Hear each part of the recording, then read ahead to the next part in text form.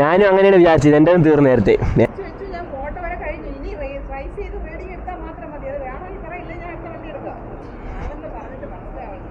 പാസ്സാവണേ, പൊല്യൂഷനൊക്കെ പാസ്സാവുന്നൊരു പരീക്ഷ പാസ്സാവുന്ന സന്തോഷമാണ് സത്യം പറഞ്ഞാൽ ഇപ്പോൾ എനിക്ക് കിട്ടുന്നത്.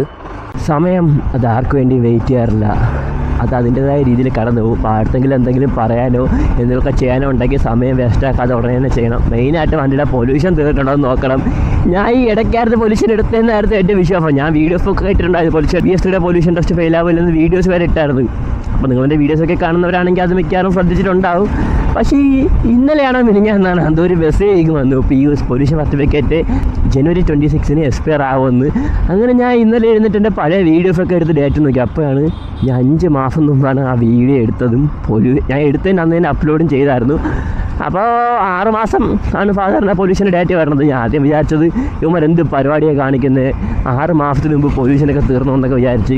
അപ്പോൾ സമയം നമ്മൾ വിചാരിക്കുന്നതിനെക്കാട്ടി പെട്ടെന്നായിരിക്കും കടന്നു പോകുന്നത്. വണ്ടിയുടെ പൊല്യൂഷനെ കൊണ്ടുവന്ന് ഒന്ന് ചെക്ക് ചെയ്യണം.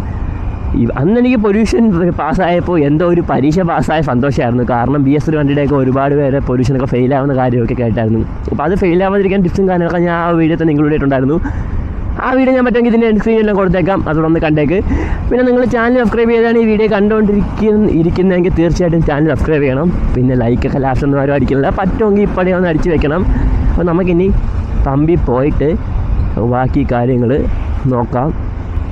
പിന്നെ ഇപ്പോൾ നിങ്ങൾ ടെസ്റ്റ് എടുത്തിട്ട് ഫെയിലായാലും ഇല്ലെങ്കിലും പൈസ കൊടുക്കണം, പണ്ടത്തെ പോലെയല്ല.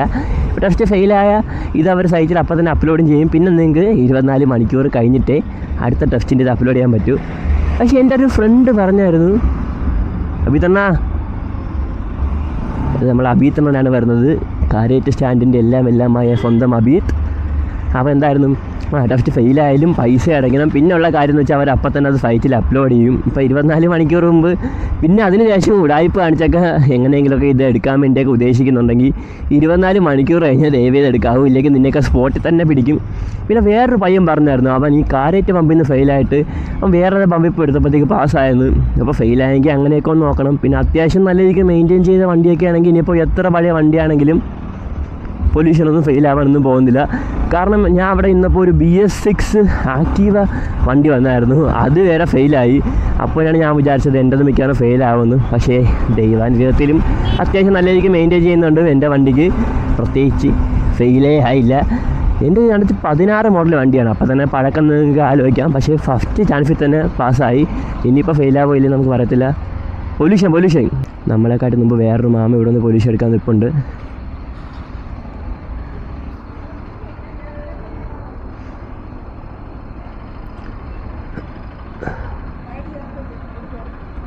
ഇങ്ങനെ ഓക്കെ, അങ്ങനെയെങ്കിൽ അങ്ങനെ.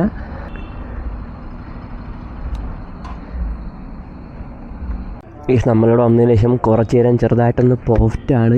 ഇപ്പോഴാണ് ചേച്ചി വന്നത് ഓയിലെടുക്കാനാണ്. ഇപ്പോഴൊന്നും അടിക്കില്ല. എനിക്ക് തോന്നുന്നു അവിടെ കാറിൻ്റെ പൊല്യൂഷൻ ടെസ്റ്റ് ചെയ്യുന്നത് അവിടെയാണ്. അപ്പോൾ ആ മാമ വന്ന് ഇതിലെടുക്കാൻ പറ്റുമെന്നാണ് തോന്നുന്നത്. കാറിൻ്റെ അവിടെയും ബൈക്കിൻ്റെ ഇവിടെയും ചുമ്മാ നിൽക്കുന്ന സമയത്ത് നമുക്ക് എന്തെങ്കിലും കംഫർട്ടിക്കല്ല. നമ്മളിപ്പോൾ കാരേറ്റ് ഇന്ത്യൻ ഓയിലിൻ്റെ പമ്പിലാണ് നിൽക്കുന്നത്. ഈ ഒരു തൂണിൻ്റെ ഗ്രാഫിക്സും ഇവരുടെ ഡ്രസ്സൊക്കെ ആയിട്ട് കറക്റ്റ് സിങ്ക് ആകുന്നുണ്ടല്ലേ. ഇവിടെ തന്നെ നൈട്രജനുണ്ട്, എയറുണ്ട്, പിന്നെ ഓയിൽ ചേഞ്ചിങ്ങിൻ്റെ സെറ്റപ്പ് ഉണ്ട്. പിന്നെ ആ ഒരു സെറ്റപ്പിലാണ് നിങ്ങൾ ഓയിൽ ചേഞ്ച് ചെയ്യുന്നതെങ്കിൽ നിങ്ങളുടെ വണ്ടിയുടെ എൻജിൻ കുറച്ചാകുമ്പോൾ തന്നെ അടിച്ചു പോകും. കാരണം അതിൽ ഓയിൽ മൊത്തം നമ്മൾ ഈ ഒരു ഇതിൻ്റെ അകത്തൂടെ ഒരു കുടലിട്ടിട്ട് ഫക്ക് ചെയ്തെടുത്തിട്ട് പിന്നെ വേറെ ഓയിൽ ഫിറ്റ് ചെയ്യുന്നത്. അത് ഇവരെ തന്നെ നോർമൽ ഓയിലാണ്. 73 അല്ല 98. അപ്പോൾ നമ്മളെന്തായിരുന്നു ആ ഫാറ്റപ്പിൽ മാറുകയാണെങ്കിൽ നിങ്ങൾ എൻജിൻ ഒരുപാട് ലൈഫൊന്നും കാണില്ല. കാരണം അതിൽ മാറാൻ നേരത്ത്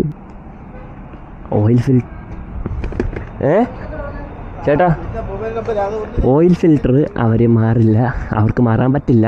ഇതാണ് എളുപ്പമായിട്ട്. അപ്പോൾ ഇപ്പോൾ വണ്ടിയിലാണെങ്കിൽ മാക്സിമം അല്ലാതെ തന്നെ മാറാൻ വേണ്ടി നോക്കണം. ഓയിൽ ഫിൽറ്ററൊക്കെ എല്ലാ പ്രാവശ്യവും മാറിയിട്ട് അതിന് 70-90 രൂപയൊക്കെ ആവും. ചില വണ്ടിക്കാണെങ്കിൽ കൂടി ഇപ്പോൾ 200 രൂപ ആവും. അപ്പോൾ അത് നോക്കിയിട്ട് ഓയിൽ മാറി തുലയ്ക്കരുത്. പിന്നെ അതിൽ നോർമൽ ഇവിടുത്തെ ഓയിലൊക്കെ ആയിരിക്കും തരുന്നത്. പിന്നെ അതിൻ്റെ കൂടെ 50 രൂപയ്ക്കോ എക്സ്ട്രാ പെട്രോൾ ഇടാൻ തരും. ഞാൻ ഇപ്പോൾ എന്തായാലും ഫുൾ ലിഫ്റ്റിനൊക്കെയാണ് ഒഴിക്കുന്നത്, ഞാൻ അത് ചെയ്യുന്നില്ല. പിന്നെ നോർമൽ കമ്പ്യൂട്ടർ ബൈക്കിലൊക്കെ ആണെങ്കിൽ ഓയിൽ സ്ട്രെയിനർ വരും. അതിൽ ഓയിൽ സ്ട്രെയിനർ ക്ലീൻ ചെയ്യുന്നവർക്കാണെങ്കിൽ ഇങ്ങനെ മാറുന്നത് നല്ലൊരു ഓപ്ഷനല്ല. ക്ലീൻ ചെയ്യാനായിട്ട് ഓടുന്നവന്മാർ കട കൊണ്ട് മാറിയാലും എല്ലാം ഒരേപോലെ തന്നെയാണ്. ഞാൻ പിന്നെ ഈ വീട്ടിൽ പറയേണ്ട ആവശ്യമൊന്നുമില്ല. പിന്നെ ചുമ്മാ ജസ്റ്റ് ഇവിടെ ഇങ്ങനെ ചുമ്മാ പോർച്ച മേത്ത് പറഞ്ഞതേ ഉള്ളൂ. ആ കണ്ണടിയിൽ നിന്നെ കാണാൻ പറ്റുമെന്ന് തോന്നുന്നുണ്ടല്ലേ. ഈ മാമനാണ് നമ്മളെക്കാട്ടി നേരത്തെ വന്നത്. പക്ഷേ നമ്മൾ നേരത്തെ നമ്പർ പറഞ്ഞു കൊടുത്ത് ആദ്യം മിക്കവാറും നമ്മളെ വണ്ടിയായിരിക്കും എടുക്കുന്നത്. ഗൈസ്, നമുക്ക് ചെറുതായിട്ടൊരു തെറ്റ് പറ്റിയിട്ടുണ്ട്. നേരത്തെ നമ്മളെ ഫോൺ നമ്പറൊക്കെ എഴുതിയെടുത്താലും മാമനാണ് ആദ്യം വന്നത്. അതുകൊണ്ട് മാമൻ്റെ വണ്ടിയായിരിക്കും ആദ്യം എടുക്കുന്നത്. യൂണിക്കോൺ വണ്ടിയാണ് മാമൻ്റെ വണ്ടി. മാമൻ്റെ വണ്ടി എടുത്തതിന് ശേഷമായിരിക്കും എൻ്റെ വണ്ടി എടുക്കുന്നത്. മാമനല്ലേ, അപ്പൂപ്പനാണ്. എനിക്ക് അപ്പൂപ്പൻ്റെ വണ്ടി എടുത്തതിന് ശേഷമാണ് നമ്മുടെ വണ്ടി എടുക്കാൻ പോകുന്നത്. നമ്മളെല്ലാവരുടെയും ബഹുമാനത്തോട് വേണം ഇവിടെ സംസാരിക്കാൻ വേണ്ടി. മാമൻ്റെ യൂണിക്കോണിന് ഇത് കിട്ടോ ഇല്ലയെന്നൂടെ നമുക്ക് നോക്കാം.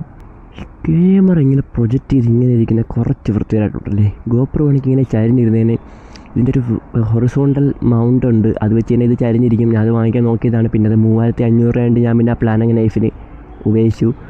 ചാനലൊക്കെ എന്തെങ്കിലും നിങ്ങൾ ലൈക്കൊക്കെ അടിച്ച് ഷെയറൊക്കെ ചെയ്ത് സബ്സ്ക്രൈബൊക്കെ ചെയ്ത് മോണിറ്റൈസ് ആവുകയാണെങ്കിൽ ആ സാധനമൊക്കെ നമുക്ക് ഇനി സെറ്റ് ചെയ്യണം. കാരണം ഇതെനിക്ക് കുറച്ച് വൃത്തിയിലായിട്ടുണ്ട്. പിന്നെ വെയിറ്റ് കുറച്ച് ഫ്രണ്ടിലോട്ട് ഇങ്ങനെ പ്രൊജക്റ്റ് ചെയ്ത് കിടക്കുന്നതിനെ കൊണ്ട്. അപ്പോൾ അത് ഈ ഒരു രീതിയിലിരിക്കുകയാണെങ്കിൽ കുറച്ച് കോമ്പാക്റ്റ് ആയിട്ടിരുന്നതിനെ ഗോപ്രോ ഇരുന്ന കണക്ക്. എനിക്ക് ഗോപ്രോയെക്കാട്ടി എനിക്ക് അത്ര ഇഷ്ടമാണ് കൂടുതലിഷ്ടം. പക്ഷേ ഇരിക്കുന്ന ലുക്ക് കൊള്ളില്ല. നമ്മുടെ ശരത്തണ്ണൻ ക്യാമറ ഉണ്ട് റെക്കോർഡിംഗ് ആണ്. വേണോ? എവിടെ പോകണം? പൊല്യൂഷൻ എടുക്കാൻ വന്നോ? ഞാൻ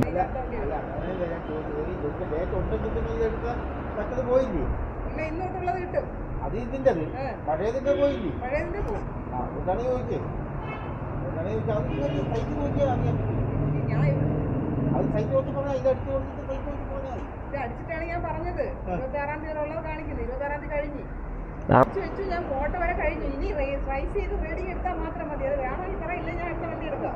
ഞാനെന്ന് പറഞ്ഞിട്ട് മനസ്സിലാവുന്നത് ഞാൻ നോക്കിയിട്ടല്ലേ പറഞ്ഞത്. മാമൻ കൺഫ്യൂഷനിലാണ്.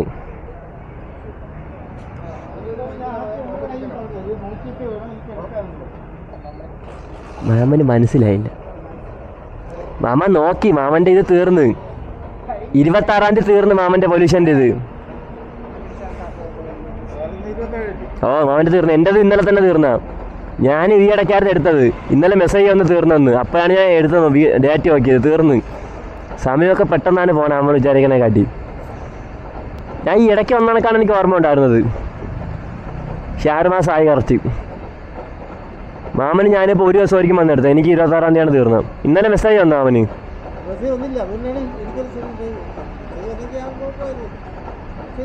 ഞാനും അങ്ങനെയാണ് വിചാരിച്ചത്. എൻ്റെ തീർന്നു നേരത്തെ അല്ല, സമയമായി. ഈ വണ്ടി ഏത് മോഡലാണ്? കഴിഞ്ഞ പ്രാവശ്യം ആദ്യം തന്നെ പാസ്സായിരുന്ന? അല്ല, ടെസ്റ്റ് പൊല്യൂഷൻ അപ്പം തന്നെ പാസ്സായിരുന്നു കഴിഞ്ഞ പ്രാവശ്യം എടുത്തപ്പോൾ. ഞാൻ അന്ന് വന്നപ്പോൾ ഒരു പുതിയ വണ്ടിയിലൊക്കെ ടെസ്റ്റ് ഫെയിലൊക്കെ പോയായിരുന്നു. പാസ്സായോ? ആമ നല്ല വണ്ടി മെയിൻറ്റെയിൻ ചെയ്യുന്നുണ്ടായിരിക്കും. നമ്മൾ യൂണിക്കോൺ പാസ്സായിട്ടുണ്ട്. ഇനി എൻ്റെ വണ്ടി വേണം പാസ്സാക്കാൻ വേണ്ടി. എൻ്റെ 2016 എൻ്റെതും കഴിഞ്ഞ പ്രാവശ്യം പാസ്സായി.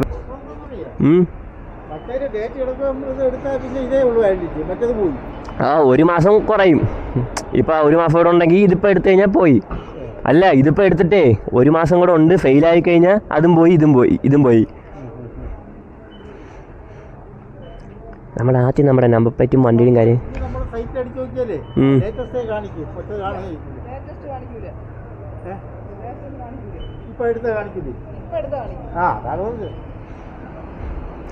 നമ്പർ പ്ലേറ്റിൻ്റെ ഫോട്ടോയും കാര്യങ്ങളൊക്കെ ആദ്യം എടുക്കണം. അതിന് ശേഷം ഇത് അപ്ലോഡ് ചെയ്തതിന് ശേഷമായിരിക്കും നമ്മൾ പരീക്ഷ പാസ്സാക്കുന്നത്. പിന്നെ അഥവാ ഫെയിലായി വണ്ടി പണിയാൻ എന്തെങ്കിലും ഇവിടെ കാണിച്ചിട്ട് ടെസ്റ്റ് ചെയ്യുന്നുണ്ടെങ്കിൽ തന്നെ 24 മണിക്കൂർ കഴിഞ്ഞിട്ട് വേണം അതൊക്കെ ചെയ്യാൻ വേണ്ടി. വേറെ ഏതൊരു പയ്യനക്ക് ഫസ്റ്റ് ടെസ്റ്റ് ഫെയിലായതിനു ശേഷം പിന്നെ കോയമ്പത്തൂർ കണ്ട് അന്ന് തന്നെ ഒരു അരമണിക്കൂർ കഴിഞ്ഞപ്പോൾ കോയമ്പത്തൂരിൽ നിന്ന് എന്തോ ഉടായ്പ സെറ്റപ്പിൽ പാസ്സാക്കി. അവൻ്റെ വണ്ടി രജിസ്ട്രേഷനൊക്കെ പിന്നെ തൂക്കി ക്യാൻസൽ ചെയ്ത്. അത്ര 20 മിനിറ്റ് കഴിഞ്ഞപ്പോഴത്തേക്ക് അവൻ കേരളത്തിൻ്റെ നേരെ കോയമ്പത്തൂർ എത്തിയാണ് പാസ്സായത്. അതൊക്കെ എനിക്ക് തോന്നുന്നു പൈസ കൊടുത്ത് പാസ്സാക്കുന്ന സെറ്റപ്പാണെന്ന്. ഇൻ കേസ് അങ്ങനെ ഉടായ്പോലും ചെയ്യുന്നുണ്ടെങ്കിൽ അതെങ്കിലും നോക്കിയിട്ട് ചെയ്യണം. 24 മണിക്കൂർ കഴിഞ്ഞിട്ട് മാത്രം ചെയ്യുക. ഇല്ലെങ്കിൽ വണ്ടിയുടെ രജിസ്ട്രേഷനൊക്കെ ക്യാൻസൽ ചെയ്യും. ആവശ്യമില്ലാതെ മണ്ടത്തരം കാണിച്ച് ഫെയിലാക്കാതിരിക്കുക. കാരണം ഇതൊക്കെ അത്യാവശ്യം പണിത് എനിക്കൊന്ന് ഓയിലൊക്കെ ചെയ്ത് ചെറിയ ചെറിയ പണി കാർബറ്റ് ട്യൂൺ ചെയ്യുമ്പോഴത്തേക്ക് ടെസ്റ്റൊക്കെ പാസ്സാകും. അതിനുവേണ്ടിയാണ് അവൻ്റെ RC ബുക്ക് തന്നെ ക്യാൻസൽ ചെയ്യുന്ന രീതിയിലോട്ടൊക്കെ എത്തിയത്. എനിക്കത് കറക്റ്റ് എന്താണ് കാര്യമെന്ന് അറിയില്ല. ഞാൻ അത് മറന്നു. ഒരുപാട് നാളും ജസ്റ്റ് ന്യൂസിൽ മിന്നായം പോലെ കണ്ടതേ ഉള്ളൂ. അപ്പോൾ അതിനെപ്പറ്റി കൂടുതൽ സംസാരിച്ച് മനസ്സിലാക്കുന്നില്ല. നമ്മളെ വണ്ടി സ്റ്റാർട്ട് ചെയ്ത് ടെസ്റ്റ് പാസ്സാവാൻ നോക്കാം. മാമ എന്തായാലും ഒരു പ്യുവർ മോട്ടോർ സൈക്കിൾ എന്തൂസിയാസ്റ്റാണ്. വണ്ടിയൊക്കെ പറത്തി മെയിൻറ്റെയിൻ ചെയ്ത് കൊണ്ട് നടക്കുന്നത്. 2012 മോഡൽ വണ്ടിയാണ്. ചേട്ടാക്കി ഈ സാധനം ഇവിടെ ശരി, അണ്ടർ സീറ്റ് എക്സോസ്റ്റാണ്. ഞാൻ ഇടയ്ക്കിടയ്ക്ക് അത് മറന്നു പോകും എൻ്റെ വണ്ടിയിൽ തന്നെ.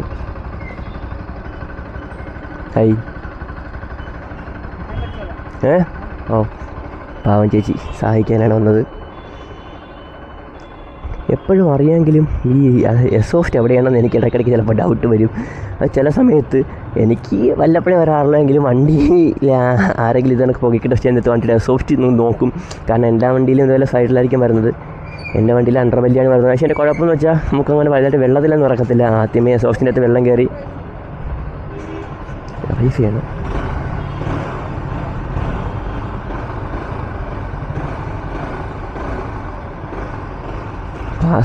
പാസ്സാവണേ പൊല്യൂഷനൊക്കെ പാസ്സാവുന്നൊരു പരീക്ഷ പാസ്സാവുന്ന സന്തോഷമാണ് സത്യം പറഞ്ഞാൽ ഇപ്പോൾ എനിക്ക് കിട്ടുന്നത്.